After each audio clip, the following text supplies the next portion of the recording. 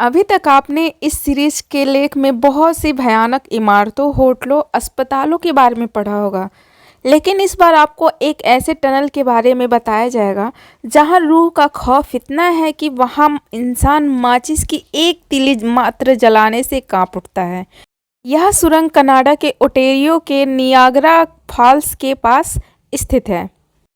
इसका निर्माण सन 1900 में उस इलाके में पानी के बहाव को पास के खेतों की तरफ मोड़ने के लिए ग्रांड ट्रैक रेलवे लाइसेंस के ठीक नीचे किया गया, जो कि लगभग 16 फीट ऊंची और 125 फीट लंबी है। सुरंग के निर्माण के बाद सब कुछ ठीक चल रहा था, लेकिन कुछ समय बाद ही एक ऐसा हादसा हुआ जिसने आसपास के लोगों को हिलाकर रख दिया। इसके आसपास उस वक्त कुछ खास आबादी नहीं थी और इस सुरंग में हमेशा पानी भी नहीं भरा रहता था। जब पानी बढ़ जाता था तब इस टनल का प्रयोग किया जाता था। उस समय इसमें कई हादसे हुए, जिनमें से एक हादसा ऐसा था जिससे आज भी ओटेरियो उबर नहीं पाया। यह उस समय की बात है जब इस सुरंग में पानी नहीं था। उस समय इसके दक्षिण की तरफ एक लकड़ी का घर था। उस घर में एक बाप बेटी रहा करते थे। उस सुरंग के पास बहुत तेज हवा चल रही थी और चारों तरफ भयानक अंधेरी रात थी।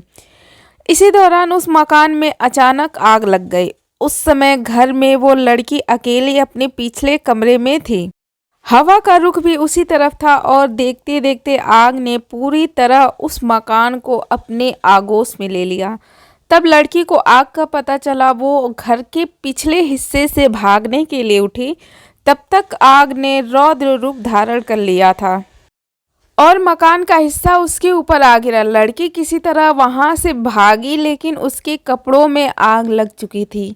लड़की खुद को बचाने के लिए सुरंग की तरफ भागी ताकि वो पानी में कूद सके, लेकिन जब तक वो वहां तक पहुंचती वो बुरी तरह से जल चुकी थी और जब उसने सुरंग में छलांग लगाई तो सीधे जमीन पर आ गिरी, क्योंकि सुरंग में उस समय पानी नहीं था।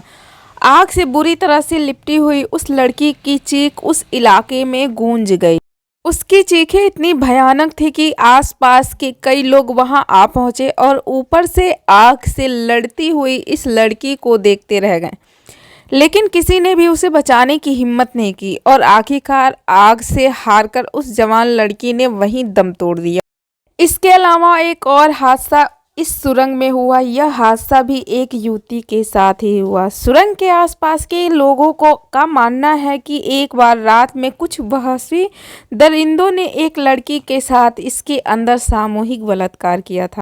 इतना ही नहीं, बलात्कार करने के बाद उन दरिंदों ने अपनी काली करतूत छुपाने के लिए उस बेचारी के ऊपर तेल डालकर उसे जला दिया। लोगों का कहना है कि उस समय वो लड़की भी बहुत भयानक रूप से चीख रही थी, लेकिन आसपास के लोगों ने पुराना हादसा देखा था तो उन्हें लगा कि शायद उसी लड़की की रूह चीख रही है। सुबह जब लोग सुरंग के पास गए तो देखा कि एक लड़की का अधजला शव जमीन पर पड़ा था और सुरंग की दीवारों पर उस लड़की के जलने के निशान भी मौजूद थे।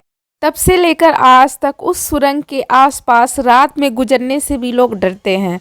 लोगों का कहना है कि आज भी रात में कोई उधर से गुजरता है तो अंदर से सिसकने और शरीर के जलने जैसी बदबू आती है।